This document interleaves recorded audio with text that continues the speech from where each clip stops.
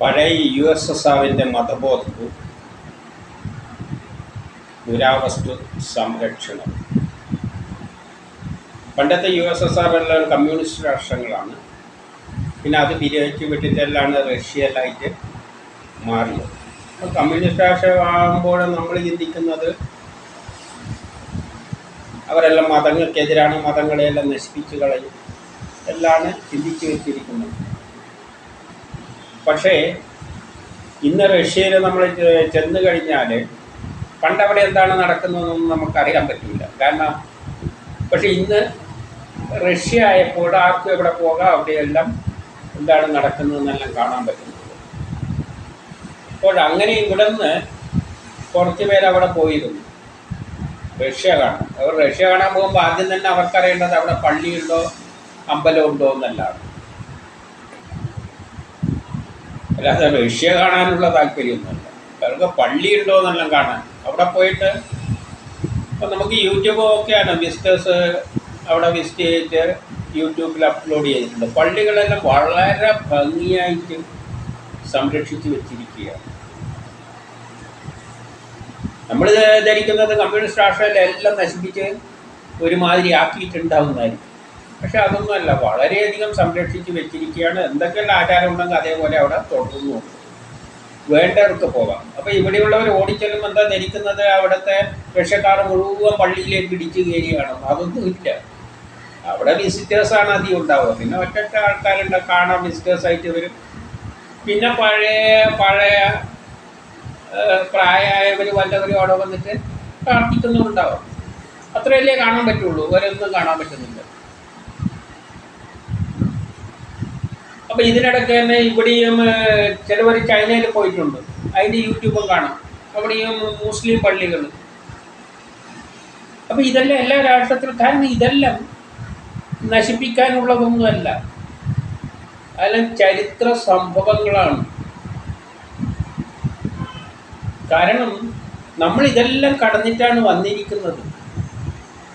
നമ്മൾ വന്ന വഴി മറക്കരുത്. അതെല്ലാം ജനത്തെ പറ്റി പഠിപ്പിക്കണം.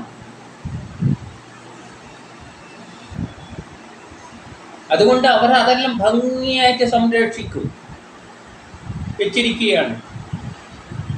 ഉദാഹരണമായിട്ട് ഈയിടക്ക് അവരുടെ ചരിത്രബോധം അവർ മനസ്സിലാക്കണ്ടെങ്കിൽ കുറച്ച് വർഷങ്ങൾക്ക് മുമ്പ് അവരൊരു വലിയ പ്രൊജക്റ്റ്, ഒരു ഡാമെല്ലാം കെട്ടിയിട്ട് തരിശായി കിടക്കുന്ന സ്ഥലങ്ങൾ മുഴുവൻ കൃഷി ചെയ്യണോ മറ്റോ ആണ്. വലിയൊരു പ്രൊജക്റ്റ് പ്രവർത്തനം ആരംഭിച്ചു. വളരെ ചെലവിട്ടിട്ട് നിർമ്മിക്കുന്നതാണ്. അങ്ങനെ മണ്ണ് മാന്തിയപ്പോഴാണ് അവിടെ ആർക്കൈവ് എന്ന സ്ഥലത്താണ് അവിടെ ചില അവശിഷ്ടങ്ങൾ കണ്ടത്. അവർ അതിനെ സ്റ്റഡി ചെയ്തു. ആ പ്രവൃത്തി അവിടെ നിർത്തിവെച്ച് സ്റ്റഡി ചെയ്ത് മനസ്സിലാക്കിയത് അത് ആര്യന്മാർ താമസിച്ച ഭാരതത്തിലെ ആര്യന്മാർ, അവർ തന്നെ പറഞ്ഞിരിക്കുന്ന കാര്യങ്ങളാണ്. ഭാരതത്തിലെ ആര്യന്മാർ അവിടെയാണ് താമസിച്ചിരുന്നത്. അവർ ആഫ്രിക്കയിൽ നിന്നോ മറ്റോ വന്നവരാണ്. ഇന്ന് ഈ കാര്യങ്ങളെല്ലാം അവർ ഗവേഷണത്തിലൂടെ മനസ്സിലാക്കി ആ പ്രൊജക്റ്റ് പോലും നിർത്തിവെച്ചു. അവർ അതിനെ സംരക്ഷിച്ചു വെച്ചിരിക്കുകയാണ്. ഇപ്പോൾ ആർക്കെയും നടിച്ചു കഴിഞ്ഞാൽ കാണാൻ പറ്റും. ആര്യന്മാരെ പറ്റിയുള്ള ശരിയായ വിവരങ്ങൾ എവിടെ നിന്നാണ് വന്നത് എന്താണെല്ലാം അതിൽ നിന്ന് മനസ്സിലാക്കാൻ പറ്റും. എന്താണ് ആര്യന്മാരെ, എവിടെ നിന്ന് വന്നു, എങ്ങനെയല്ല ഉള്ളത്, അവരത് മനസ്സിലാക്കി വെച്ചു. പക്ഷെ നമുക്കതിൽ താല്പര്യം. നമ്മളെ നാട്ടിൽ ആർക്കറിയാം, എത്ര പേർക്കറിയാം? അപ്പം അത് ഭാരതത്തിൻ്റെ ആൾക്കാരെയാണ്. അതുകൊണ്ട് അതങ്ങ് തോണ്ടി കളഞ്ഞുകളാന്നൊന്നും പറഞ്ഞില്ല. കുട്ടിനെ ആ പ്രൊജക്റ്റ് പോലും മതിയാക്കി അത് വിസിറ്റേഴ്സിന് വേണ്ടി തുറന്നു. അതുമാത്രമല്ല, ആര്യന്മാരുടെ മാതൃകയെല്ലാം ആ കെട്ടിടങ്ങളുടെ മാതൃകയെല്ലാം അവരുണ്ടാക്കി. പ്രോട്ടോടൈപ്പിൽ ഇങ്ങനെയെല്ലാം അതുണ്ടായിരുന്നത്. എന്നുവെച്ചാൽ അത് എക്സിബിഷനിൽ വെച്ചിരിക്കുക. ആൾക്കാരുടെ രൂപവും എല്ലാം കൃത്രിമമായിട്ടുണ്ടാക്കിയത്. ഇങ്ങനെയെല്ലാം അവരുടെ ഷേപ്പ് അവരെ കിട്ടുന്ന എല്ലുന്നോ എന്തെല്ലോ ഏറ്റവും എടുത്തിട്ട് ഉണ്ടാക്കിയതായിരിക്കും. കാരണം നമുക്ക് ചരിത്രം പഠിച്ചാലേ, നമ്മൾ വന്ന വഴികൾ പഠിച്ചാലേ നമുക്ക് മുന്നോട്ടേക്ക് പോകാൻ പറ്റുകയുള്ളൂ. ആ സത്യം നമ്മൾ മനസ്സിലാക്കണം. അതൊന്നും ഇതിൽ നിന്നും നശിപ്പിക്കേണ്ട കാര്യങ്ങളല്ല. നമ്മുടെ യുക്തിവാദികൾ തന്നെ പറയും പണ്ടേത്തതല്ല എല്ലാം ചുട്ടരിച്ച് കളയണം. ഇപ്പം പണ്ടത്തെ ചങ്ങല അടിമകളുടെ കെട്ടിയ ഒരു ചങ്ങലുണ്ട്, അതെല്ലാം നശിപ്പിച്ച് കളയണം, അതൊന്നും കാണാൻ പോലും പാടില്ല, അതല്ല വേണ്ടത്. റഷ്യയുടെ സമീപനം അങ്ങനെ ആയിരിക്കില്ല. റഷ്യക്ക് പണ്ടത്തെ അടിമകളെ കെട്ടിയ ചങ്ങല ഉണ്ടെങ്കിൽ അത് അവിടെ എഴുതി എടുത്തിട്ട് എക്സിബിഷനിൽ വെച്ചിട്ട് പണ്ട് മനുഷ്യൻ ഇങ്ങനെയല്ലായിരുന്നു എന്നെല്ലാം പറഞ്ഞുകൊണ്ട് എഴുതി വെക്കും. കാരണം മനുഷ്യന് ബോധം വേണം, നമ്മൾ വന്ന് എവിടെ നിന്നാണെന്ന്, ചരിത്രബോധം വേണം. ആ ചരിത്രബോധം ഇല്ലെങ്കിൽ നമ്മൾ വിചാരിക്കോ നമ്മളിങ്ങനെ പൊട്ടിയ ആകാശത്ത് ഇന്നത്തെ അവസ്ഥയിൽ നമ്മൾ എത്തിയിരിക്കുന്നത് ഇതെല്ലാം എൻ്റെ കഴിവ് കൊണ്ടാണ് നിൽക്കുക. അങ്ങനെയൊന്നും അല്ല. മനുഷ്യൻ്റെ ഒരു ഗോത്ര കാലഘട്ടത്തിൽ നിന്ന് തുടങ്ങിയിട്ട് അടിമകളായിട്ട് വർക്ക് ചെയ്തിട്ട് കഷ്ടപ്പെട്ടിട്ട് പുരോഗതി നേടിയിട്ട് ഇന്ന ഘട്ടമെല്ലാം കടന്നിട്ടാണ് വന്നിരിക്കുന്നത്. അതിൻ്റെ എല്ലാം സ്മാരകങ്ങളുണ്ടെങ്കിൽ അതെല്ലാം അതേപോലെ നിലനിർത്തണം. നമ്മൾ കണ്ണൂർ ഒരു ടിപ്പുവിൻ്റെ കോട്ടയുണ്ട്, അതിലെല്ലാം എല്ലാവരും അവിടെ കയറിച്ചെല്ലും. ഇപ്പം ടിപ്പു എന്നല്ല, അതിന് മുമ്പിൽ വേറൊരു ബ്രിട്ടീഷുകാരൻ്റെയാണത്, ബ്രിട്ടീഷുകാർ ഭരിച്ചിരുന്നല്ല, പിന്നെ ടിപ്പു എന്നാണ് നമ്മൾ അറിയുന്നത്. അതിനകത്ത് കയറി ചെല്ലുമ്പോൾ ആ കാലഘട്ടത്തിൻ്റെ എല്ലാം ഓർമ്മകൾ, നമ്മൾ ഇങ്ങനെയെല്ലാം കഴിഞ്ഞിട്ടല്ലേ വന്നെന്നുള്ളതെല്ലാം നമ്മൾ ഓർക്കും. അതുകൊണ്ട് തന്നെ അമ്പലങ്ങളായാലും പള്ളികളായാലും പുരാവസ്തുവെല്ലാം ആണെങ്കിൽ അത് സംരക്ഷിച്ച് നിർത്തേണ്ട ബാധ്യത ഓരോ രാഷ്ട്രത്തിനുമുണ്ട്. കാരണം അതെല്ലാം ചരിത്ര സ്മാരകങ്ങളാണ്, മഹത്തായ ഗ്രന്ഥങ്ങൾ, അതെല്ലാം സ്മാരകങ്ങളാണ്. അതിലടങ്ങിയിരിക്കുന്ന പല കാലഘട്ടത്തിൻ്റെയും ചരിത്രങ്ങളാണ്. നമ്മളെ വേദപുരാണ കഥകളിലൂടെ വിസ്തരിച്ച് വന്നിരിക്കുന്നതെല്ലാം ഒന്ന് ചിന്തിച്ചു നോക്കും. രാമൻ്റെ കാലഘട്ടം ചിന്തിച്ചപ്പോൾ രാമനെ എങ്ങനെയാണ് ചിത്രീകരിച്ചിരിക്കുന്നത്? ഒറ്റ ഭാര്യ, ഒരു കുടുംബജീവിതം, എല്ലാവരുമായിട്ട് ഒത്തുകൂടിയുള്ള ഗ്രൂപ്പ് ഫോട്ടോ മാതിരിയാണ് രാമൻ്റെ കാലഘട്ടത്തിലെ കാണുന്നത്. നമ്മൾ ആ കാലഘട്ടം കടന്നതാണ്. പക്ഷെ ഇന്ന് കൃഷ്ണൻ്റെ കാലഘട്ടത്തിലാണ്. ഇന്നെങ്ങനെയാണ് അവതരിപ്പിച്ചിരിക്കുന്നത്? ലോകമേ തറവാടെന്നൊരു സങ്കല്പത്തിലാണ് കൃഷ്ണൻ്റെ കാര്യം പോകുന്നത്. ലോകം ഒന്നായിട്ടാണ് കാണുന്നത്. അല്ല, ഒരു കുടുംബ ചിത്രീകരണത്തിലല്ല കൃഷ്ണനെ അവതരിപ്പിച്ചത്. അപ്പോൾ ഈ പുരാണ കഥകളെല്ലാം കഴിഞ്ഞ ചരിത്രത്തെയും വരാൻ പോകുന്ന ചരിത്രമെല്ലാം രേഖപ്പെടുത്തിയിരിക്കുന്നത്. യുക്തിവാദികൾ പറയും അതെല്ലാം ചുട്ടുകരിക്കണം. കാരണം അതെല്ലാം ആത്മജ്ഞാനികളാണ് അങ്ങനെ പറയുന്നവർ ആരെങ്കിലും ഉണ്ടെങ്കിൽ. ഇതെല്ലാം സംരക്ഷിക്കുക. റഷ്യ ചെയ്യുന്ന അതാണ്. അവിടെ പള്ളിയായാലും അമ്പലമായാലും അതെല്ലാം അതേ തനിമയിൽ സംരക്ഷിക്കും. ആളുകൾ അവിടെ പോകും, എന്താണ് കഴിഞ്ഞ കാലത്ത് സംഭവിച്ചത് അതെല്ലാം അവർ മനസ്സിലാക്കും. ലോകത്ത് മനുഷ്യനെ എല്ലാ കഴിഞ്ഞ സംഭവങ്ങളെല്ലാം ഒരു ഐഡിയ വേണം. എങ്കിൽ മാത്രമേ മനുഷ്യന് അതെല്ലാം ഉൾക്കൊണ്ടുകൊണ്ട് എത്ര ത്യാഗം സഹിച്ചിട്ടാണ് നമ്മളിവിടെ എത്തിയതെന്ന് മനസ്സിലാക്കാനും ഉയരാനും പറ്റുകയുള്ളൂ. അല്ലാതെ ഏതെങ്കിലും ഒരു ഇടുങ്ങിയ കാര്യം മാത്രം പഠിപ്പിക്കുകയല്ല. ഉദാഹരണത്തിന് മഹാഭാരതം തന്നെ അല്ലെ ഭാഗവതം കഥ ആർക്കാണ് പറഞ്ഞു കൊടുത്തിരിക്കുന്നത്? വരുന്ന തലമുറയായ പരീക്ഷത്തിനാണ് പറഞ്ഞു കൊടുക്കുന്നത്. ഇപ്പം ചരിത്രം പരീക്ഷത്തിനെയാണ് പഠിപ്പിക്കുന്നത്. അത്തരത്തിലാണ് ഇത് എഴുതി വെച്ചിരുന്നത്. ഈ ഇങ്ങനെയെല്ലാം ലോകം വന്നിരിക്കുന്നത്. അതൊരാൾ പഠിക്കണം. അപ്പോൾ അതെല്ലാം സംരക്ഷിക്കണം. നശിപ്പിക്കാനുള്ളതല്ല, ഒന്നും നശിപ്പിക്കാനുള്ളതല്ല.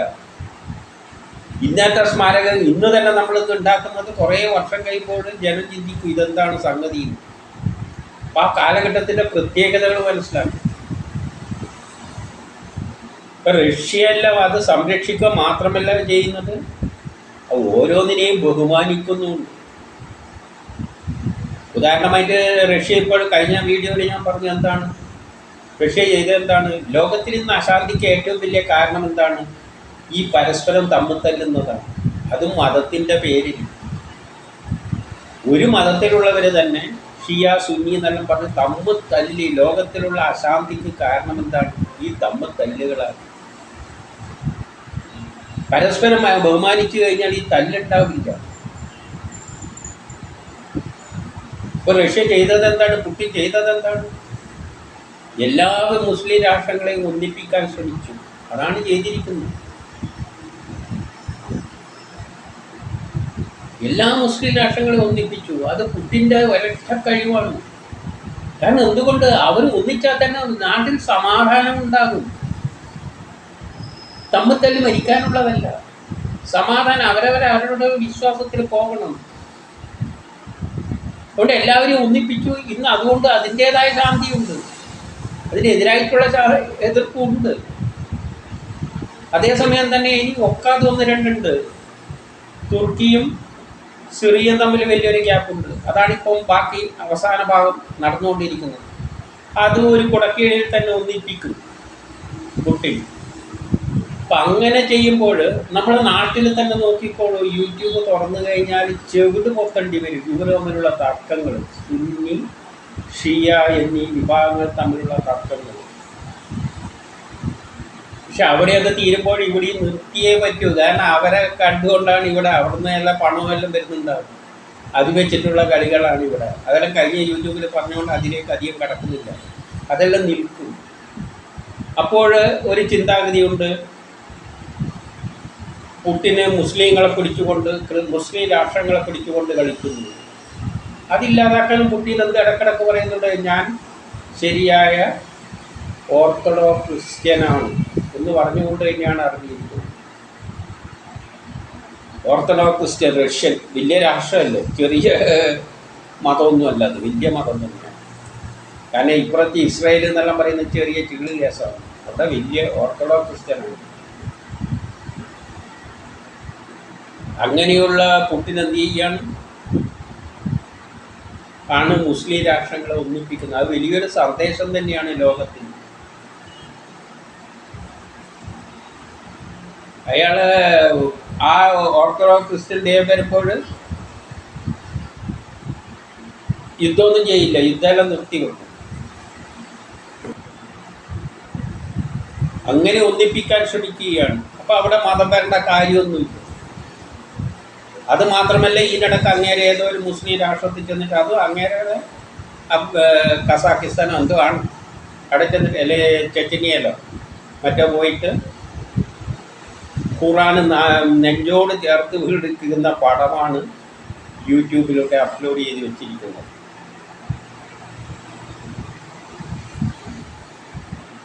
അതുപോലെ തന്നെ ആര്യന്മാരുടെ ആ സ്ഥലം കണ്ടപ്പോൾ ആ സ്ഥലത്ത് ആ പ്രൊജക്റ്റ്, വലിയ പ്രൊജക്റ്റ് നിർത്തിവെച്ചു. അത് മാത്രമല്ല ചെയ്തത്, അദ്ദേഹം അവിടെ വിസിറ്റ് ചെയ്തു, അതെല്ലാം നോക്കി എല്ലാം ചെയ്തു.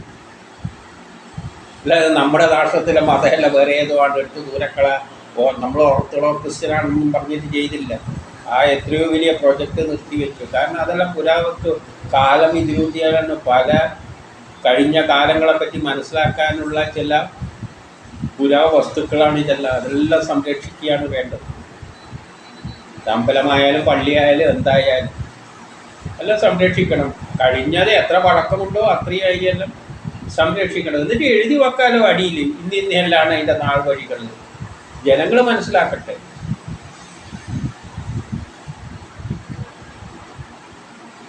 അതോടുകൂടി തന്നെ ഇപ്പം ലോകത്തിലെ മുസ്ലിങ്ങളെയും ക്രിസ്ത്യാനികളെയും എല്ലാം ഒന്നിപ്പിക്കുന്ന തരത്തിലുള്ള ഒരു നീക്കമാണ് റഷ്യ നടത്തിയിരിക്കുന്നത്. റഷ്യൻ്റെ USSR എന്ന് പണ്ട് മാറിയ വേറൊരു രാഷ്ട്രമുണ്ട്, അത് കസാക്കിസ്ഥാനോ ഏതോ ഒന്നാണ്. അവിടെ പ്രധാനമന്ത്രി ചെയ്ത എന്താണ്, അവിടുത്തെ പ്രധാനമന്ത്രിയോ മറ്റോ പ്രസിഡന്റോ എന്തോ പോയത് ഒരിക്കൽ, അത് യൂട്യൂബിൽ നോക്കിയാൽ കാണാം. അതും ഒരു മുസ്ലിം രാഷ്ട്രം തന്നെയാണ് പറയുന്നത്. അവർ എന്ത് ചെയ്തു എന്ന് വെച്ച് കഴിഞ്ഞാൽ സൗദി അറേബ്യയിൽ പോയി, എൻ്റെ നബിയുടെ കബറിൽ പോയിട്ട് അവിടെ മുത്തിയായ മതിലോട് മുത്തി എന്തെല്ലോ ചെയ്യുന്ന പടങ്ങൾ അവിടെ കാണിച്ചു. അവർ പോലും അത് ചെയ്യലില്ല. അത്രയും വലിയ ഭക്തിയിൽ പോയി മുത്തുന്ന മാതിരിയാണ് അത് മുത്തിയത്. മാത്രമല്ല അദ്ദേഹം ചെയ്യുന്നത് എന്താണെന്ന് വെച്ചാൽ, പ്ലെയിനിൽ അവിടുത്തെ ഈ തിരുമുടി ഉണ്ടല്ലോ,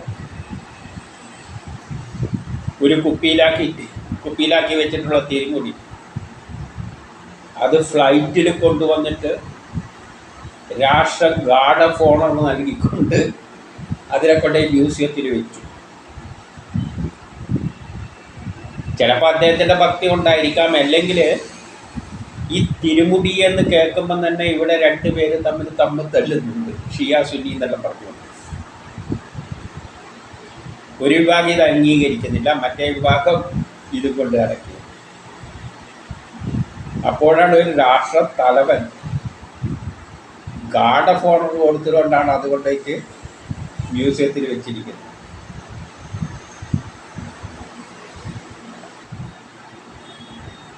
അദ്ദേഹം ചിലപ്പോൾ ഇത് അംഗീകരിക്കാത്ത പാർട്ടിയായിരിക്കാം, എന്നാലും തിരുമുടിനെ അംഗീകരിക്കുന്ന അതും എടുത്തുകൊണ്ട് വരുക എന്ന് പറയുമ്പോൾ അവർ തമ്മിൽ വല്ല വിദ്വേഷമുണ്ട്. അതല്ല ഓരോ വ്യക്തികളുടെ വിശ്വാസങ്ങളാണ്. അതിനെല്ലാം നമ്മൾ സ്വീകരിക്കണം. അതിൻ്റെ പേര് തമ്മിൽ തള്ളി രാഷ്ട്രത്തിൽ സമാധാനം ഇല്ലാതാക്കരുത്. അതാണ് നൽകുന്ന സന്ദേശം. ആയിരിക്കാം, അല്ലെങ്കിൽ അദ്ദേഹം ഭക്തി കൊണ്ട് ആ വിശ്വാസം കൊണ്ട് പോയത് അതെല്ലാം വേറെ കാര്യം, അതെല്ലാം അനലൈസ് ചെയ്താലേ പറയാൻ പറ്റും. കാരണം ഇതെല്ലാം പുട്ടിൻ ഖുറാനെടുത്ത് അതെല്ലാം അവരുടെ വ്യക്തിപരമായ കാര്യങ്ങളാണ്. പക്ഷേ ഇത് രാഷ്ട്രത്തലവന്മാരാണ് ചെയ്യുന്നത്. അപ്പോൾ അതിലൂടെ ചില സന്ദേശങ്ങൾ ലോകത്തിന് നൽകുന്നു. കാരണം ഓരോ വിശ്വാസങ്ങൾ അവരവരുടെ മനസ്സിൽ വെക്കാനുള്ളതാണ്.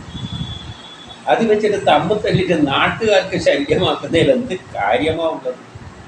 അതേപോലെ തന്നെ പുരാവസ്തുവായ വസ്തുക്കളെല്ലാം തന്നെയും എന്ത് ഗ്രന്ഥങ്ങളായാലും ഓരോ കാലഘട്ടം കടന്നു വന്ന ഗ്രന്ഥങ്ങളാണെങ്കിൽ അതിനെല്ലാം നമ്മൾ മാതൃകാപരമായിട്ട് സംരക്ഷിച്ചിട്ട് ജനത്തിന് അതിൻ്റെ പിന്നിലുള്ള ചരിത്രം വ്യക്തമായിട്ട് മനസ്സിലാക്കി കൊടുക്കണം. അല്ലാതെ അന്ധമായിട്ട് അതിനെ ഫോളോ ചെയ്യാനല്ല പറയേണ്ടത്. ഇത് ചൂണ്ടിക്കാണിച്ച് ഇതൊരു കാലഘട്ടത്തിൻ്റെ പ്രതീകമാണ്, അതിൻ്റെ പിന്നിൽ ഇന്നതാണ് സംഭവിച്ചിരിക്കുന്നത് അല്ല സൂചിപ്പിക്കുക. അതാണ് റഷ്യ പോലെയുള്ള രാഷ്ട്രം ചെയ്യുന്നത്. കാരണം ചരിത്രത്തെ അല്ലാതെ മറ്റുള്ള ചിലവരെന്താ ചെയ്യുക, എതിരായി കാണുന്നതിനെല്ലാം കച്ചുടച്ച് നശിപ്പിച്ച് അതല്ല എല്ലാ സംഭവങ്ങളെയും ഈ ചരിത്രം നമ്മൾ വന്നിരിക്കുന്ന നമ്മളെ വഴികളെ മറക്കരുത് എന്ന് അതുകൊണ്ടാണ് പറയുന്നത്. ഇങ്ങനെ പല ഘട്ടങ്ങളിലൂടെയാണ് നമ്മൾ പുരോഗതി പ്രാപിച്ച് നമ്മൾ ഇന്നത്തെ നിലയിൽ എത്തിയിരിക്കുന്നത്. അപ്പം വന്ന വഴികളിലുള്ള എല്ലാം നമ്മൾ സംരക്ഷിക്കണം. അതിനെപ്പറ്റി ശരിയായ ചരിത്രബോധം നൽകുകയും വേണം. അപ്പോൾ മനുഷ്യൻ ചിന്തിച്ചിട്ട് അതിനനുസരിച്ച് മുന്നോട്ടേക്ക്, ലോകം മുന്നോട്ടേക്കാണ് പോകുന്നത്, പിന്നോട്ടേക്കല്ല. അപ്പോൾ നമ്മൾ കടന്നു വന്ന വഴികളെല്ലാം നമ്മൾ ഓർക്കേണ്ടതുണ്ട്, മനസ്സിലാക്കേണ്ടതുണ്ട്. ഇത്രയെല്ലാം ഘട്ടങ്ങൾ, ഇന്ന ഘട്ടങ്ങളെല്ലാം കടന്നിട്ടാണ് നമ്മൾ ഇന്നത്തെ ഏറ്റവും ഉയർന്ന മാനവികതയിലേക്ക് എത്തിയിരിക്കുന്നത് എന്ന ബോധം ജനങ്ങളിൽ ഉണ്ടാക്കുവാൻ ഇതെല്ലാം ലോകത്തിൻ്റെ മുമ്പിൽ പ്രദർശിപ്പിക്കുക, അതിനെ സംരക്ഷിക്കുക, നിലനിർത്തുക, ലോകത്തിന് അതിനെ പറ്റി നല്ല ബോധവൽക്കരണം നടത്തുക. കാരണം ഇങ്ങനെയെല്ലാമുള്ള ഘട്ടങ്ങൾ കടന്നിട്ടാണ് നമ്മളിന്ന് ഉയർന്ന ഒരു മാനവിക നിലയിലാണ് ലോകത്ത് നിൽക്കാൻ പോകുന്നത്, ഒരു വസുദൈവ കുടുംബത്തിലേക്ക്. ലോകം ഒരൊറ്റ തറവാടാകുന്ന അവസ്ഥയിലേക്കാണ് പോകുന്നത്. അത് ചുമ്മാ എത്തിയതല്ല, ഗോത്ര കാലഘട്ടത്തിൽ നിന്നും തുടങ്ങിയതാണ്. ഗോത്ര കാലഘട്ടം എന്ന് പറഞ്ഞാൽ അടിമത്തത്തിലൂടെ തന്നെയാണ്. കാരണം അന്ന് കുറച്ചു മനുഷ്യരേ ഉള്ളൂ, ജീവിക്കാനൊന്നുമില്ല. അപ്പോൾ ശക്തിമാന്മാർക്ക് മാത്രമേ അന്ന് പിടിച്ചു നിൽക്കാൻ പറ്റുകയുള്ളൂ. അതുകൊണ്ട് തന്നെ ശക്തിമാന്മാരെന്ത് ചെയ്യുന്നു, ദുർബലരെടുത്തു നിന്നെല്ലാം പിടിച്ചു പറിച്ചിട്ട് തിന്നിട്ടുണ്ട്. അവർ സ്ത്രീകളെ പിടിച്ചിട്ട് കുട്ടികളുണ്ടാക്കാൻ ഉപയോഗിച്ചിട്ടുണ്ട്. ആ കാലഘട്ടത്തിൽ അങ്ങനെ പോകാൻ പറ്റുള്ളൂ. ചില ദുർബലന്മാരാണെങ്കിൽ ആ കാലഘട്ടം തരണം ചെയ്യാൻ പറ്റില്ല. അതുകൊണ്ട് ആ ഘട്ടത്തിലൂടെ കടന്നുകൊണ്ട് തന്നെയാണ് നമ്മൾ വന്നിരിക്കുന്നത്.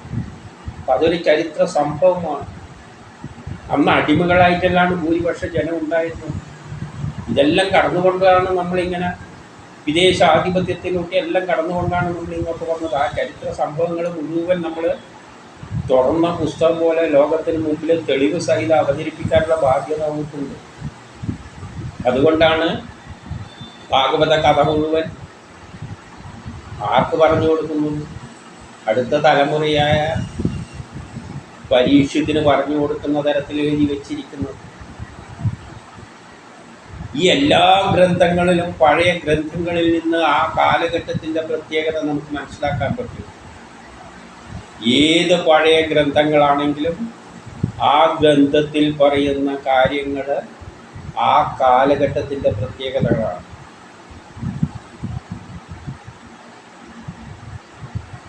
അത് മനസ്സിലാക്കാൻ പറ്റും. അതിൽ പറഞ്ഞിരിക്കുന്ന കാര്യങ്ങൾ മനസ്സിലാക്കിയാൽ മതി.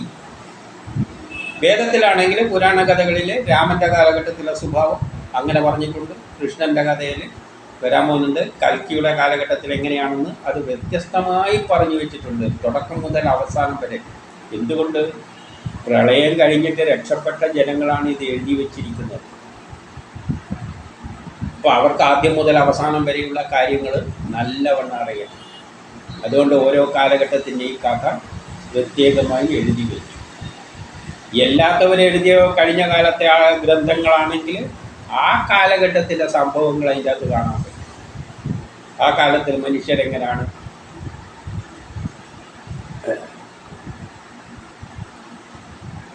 ജീവിച്ചിരുന്നത് എന്നുള്ളത്, അവരുടെ പ്രത്യേകതകൾ എന്താണെന്ന് ആ ഗ്രന്ഥം വായിച്ചാൽ ആ കാലഘട്ടത്തിൻ്റെ സ്വഭാവവിശേഷങ്ങളാണ് മനസ്സിലാക്കുന്നത്. അതിൽ കൂടുതലൊന്നും ഇക്കാലത്തെ കാലഘട്ടത്തിലുള്ള പുസ്തകങ്ങളൊന്നും അല്ല അത്. അതിൽ നിന്ന് നമുക്ക് ചരിത്രം പഠിക്കുന്നവർക്ക് സഹായിക്കുന്നത് എന്താണ്? അന്നത്തെ കാലഘട്ടത്തിൻ്റെ പ്രത്യേകത മനസ്സിലാക്കാൻ. അല്ല അത് വെച്ചിട്ട് ഇന്നത്തെ പറയാൻ പറ്റില്ല. പക്ഷേ വേദപുരാണ കഥകൾ അതല്ല. കൃതയുഗം, ത്രേതായുഗം, ദ്വാപരയുഗം, കലിയുഗം എന്നായിട്ട് തിരിച്ചിട്ട് ഓരോ യുഗത്തിൻ്റെയും കഥ പറഞ്ഞു. അവർക്ക് എങ്ങനെ അത് സാധിച്ചു എന്ന് വെച്ച് കഴിഞ്ഞാൽ അവസാന ആ കാലഘട്ടം കഴിഞ്ഞ് പ്രളയം കഴിഞ്ഞ് രക്ഷപ്പെട്ടവരാണ് പിന്നീട് ഇത് എഴുതി വച്ചിരിക്കുന്നത്. കാലം ഇങ്ങനെ റിപ്പീറ്റ് ചെയ്തുകൊണ്ട് പോകും. അപ്പോൾ റഷ്യ അതിനുള്ള സഹായകരമായ പ്രവർത്തികൾ തന്നെയാണ് ചെയ്യുന്നത്. മതങ്ങളെയെല്ലാം, പണ്ടുള്ള മതങ്ങളെയെല്ലാം തച്ചുടക്കാൻ. മതങ്ങൾ മനുഷ്യരതൊന്നും പിന്തുടരേണ്ട ആവശ്യമില്ല. മനുഷ്യനായി നിന്നല്ല ഉയർന്നു പോയി. പക്ഷേ അന്നത്തെ ചരിത്രങ്ങൾ മനുഷ്യർ പഠിച്ചിരിക്കണം. ആ ചരിത്രത്തിൻ്റെ സ്മാരകങ്ങളുണ്ടെങ്കിൽ അത് സംരക്ഷിച്ചിരിക്കണം. ഉദാഹരണ സഹിതം മനുഷ്യനെ കാണിച്ചുകൊണ്ട് ബോധവൽക്കരിക്കണം. അതാണ് ഒരു രാഷ്ട്രം ചെയ്യേണ്ട ഉത്തരവാദിത്വം.